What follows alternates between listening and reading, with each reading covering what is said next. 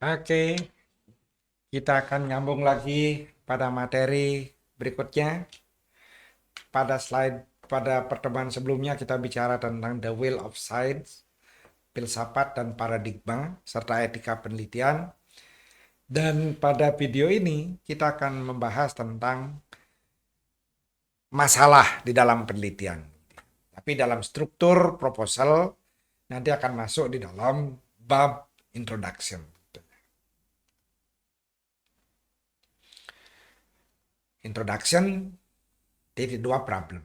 Jadi titik utamanya kita bicara tentang problem, tetapi secara umum kita bicara tentang bagian yang harus ada dalam introduction. Jadi pendekatannya pragmatis gitu ya. Sehingga nanti setelah mempelajari materi ini, saudara tahu persis di bagian introduction saudara menulis apa. Gitu ya.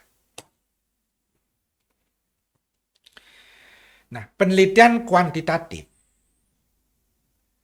itu memiliki urutan-urutan atau langkah-langkah seperti ini. Yang pertama adalah problem discovery. Ya. Jadi bagaimana saudara menemukan masalah?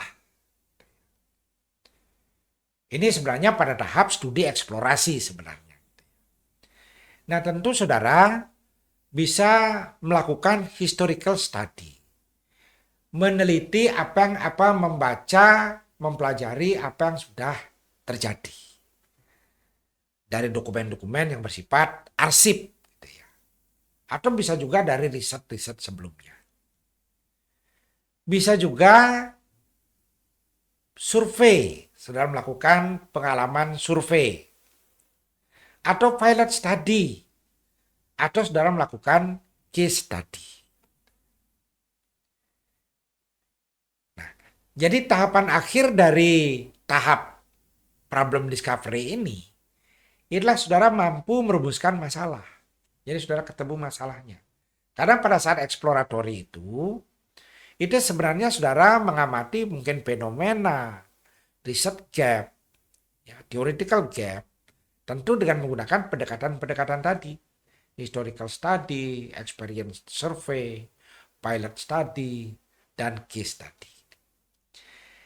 Jadi penelitian eksploratif itu hasil akhirnya adalah merumuskan masalah. Gitu ya. Dari fenomena yang tidak jelas menjadi jelas sekarang masalah. Dan merumuskan masalah ini bagian penting. Banyak orang yang tidak ketemu masalahnya. Jadi banyak orang yang sakit itu tidak sembuh-sembuh. Kenapa? Karena dokter tuh gagal menyimpulkan fenomena yang dia diagnose. Sehingga problemnya tuh gak ketemu. Nah, setelah masalah ini dirumuskan, maka saudara tentu pada tahap berikutnya itu adalah membuat riset desain. Membuat riset desain. Dalam penelitian kuantitatif itu, desain riset yang bisa dipilih bisa eksperimen, bisa survei, bisa observasi atau menggunakan data arsip atau data sekunder. Nah, setelah desainnya saudara pilih, baru saudara mikir dari mana datanya diperoleh. Lalu kemudian kita akan bicara tentang sampling dan data collection. Nah, di sini kita bicara tentang sampling teknik, teknik penyampelan, itu ada yang probability, ada non-probability. Nanti searching sendiri itu, apa itu probability, apa itu non-probability. Nah, yang disarankan biasanya kita menggunakan yang probability. Karena yang non-probability itu seringkali kemudian menghasilkan data yang kurang representatif.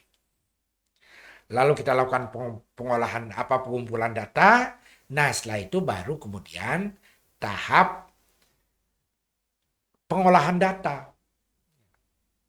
Editing, coding, data processing, kemudian interpretasi terhadap temuan, kemudian setelah itu penyimpulan dan pembuatan laporan. Jadi penelitian kuantitatif itu sangat clear kok langkahnya. Pendahuluan, Nah, tentu ketika kita merumuskan masalah itu sudah ada perspektif teorinya, ada kajian pustakanya gitu ya. Setelah itu lalu kemudian desain penelitian, bab metode penelitian, lalu kemudian bab hasil dan pembahasan. Dan terakhir simpulan. Ini langkah-langkahnya. Nah, sekarang kalau kita kemudian strukturkan ini nanti supaya saudara mudah menyusun rancangan proposal, ini kira-kira sistematikanya kan seperti ini. Jadi sebuah penelitian itu akan terdiri dari satu ada introduction. Nah di introduction itu saudara menuliskan latar belakang, lalu problem statement, lalu research question, objektif, originality, dan kontribusi. Itu yang harus muncul di introduction. Lalu pada bagian teori dan pengembangan hipotesis, itu saudara harus menjelaskan grand theory yang saudara pakai. Grand theory itu artinya teori-teori yang sudah mapan.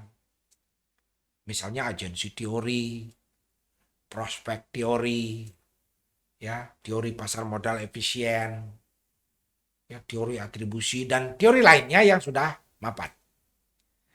Dan saudara juga harus melakukan kajian terhadap riset-riset empiris sebelumnya. Dan setelah membaca teori dan hasil riset, maka saudara merumuskan hipotesis. Itu. Nah, biasanya di dalam teori dan pengembangan hipotesis ini juga sekaligus di sana menuliskan tentang kerangka konseptual penelitian. Tapi ada juga yang menuliskannya di bagian metode penelitian. Jadi sebelum saudara merumuskan hipotesis, itu sebaiknya saudara rumuskan dulu kerangka konseptual penelitian. Nah, lalu kemudian selanjutnya metode penelitian. Pada saat saudara menuliskan tentang metode penelitian, perhatikan desain yang saudara pilih. Saudara menggunakan desain apa? Eksperimen, survei, atau data sekunder. Lalu populasinya, batasan-batasan populasi harus jelas. Sampelnya, metode pengambilan sampelnya harus jelas. Sampel size-nya harus jelas. Lalu parabel-parabel yang diteliti, itu diidentifikasi di situ. Lalu kemudian buat definisi operasional. Lalu setelah itu, bagaimana saudara menganalisis data? Gambarkan di bab metode penelitian. Nah setelah itu, data dan hasil. Pada saat saudara menampilkan data dan hasil, sajikan dulu data secara umum. Lalu kemudian gambarkan secara statistik menggunakan statistik deskriptif. Baru kemudian saudara menggunakan hipotesis statistik inferensi untuk melakukan pengujian hipotesis. Ya. Nah, kemudian diskusi dan pembahasan yang dibicarakan di sini adalah makna esensial dari hasil pengolahan data. Ya. Dan tentu kita kembali ke rumusan hipotesis kita. Jadi jangan sekedar mengkalimatkan data. Berdasarkan tabel di atas tampak bahwa X rata-rata sekian. Standar deviasi sekian. Nah itu kan di tabel sudah ada. Ngapain ceritakan itu? Tetapi what's the meaning behind the numbers? Itu yang perlu dijelaskan. Ya. Kemudian metode pembahasannya saudara menggunakan caranya saudara bagaimana. Lalu kemudian interpretasinya terhadap temuan-temuan yang saudara hasilkan dari pengolahan data, dan yang terakhir saudara menyajikan simpulan. Ya, ada simpulan, ada implikasi, dan ada keterbatasan dan saran. Jadi sebenarnya penelitian kuantitatif itu ya standarnya begini ini. Tetapi untuk mata kuliah ini nanti saudara berhenti di metode penelitian. Jadi tidak berat. Ya. Sudah menuliskan bab 1, bab 2, bab 3 sampai metode penelitian.